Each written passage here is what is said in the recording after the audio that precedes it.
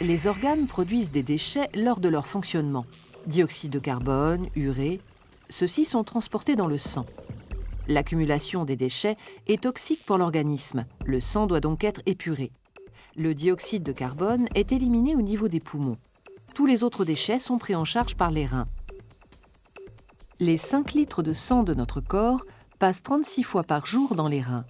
Cela représente 180 litres de sang qui y transitent chaque jour. Lorsque le sang entre dans les reins, il est chargé d'impuretés. Celles-ci sont d'abord filtrées avant d'être évacuées dans l'urine. La filtration de ces déchets se déroule au niveau des néphrons.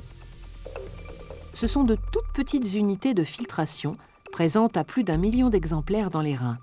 Leur fonctionnement aboutit à la formation de l'urine. L'urine contient donc les déchets du sang, mais aussi et surtout de l'eau. Elle représente 95% de son volume.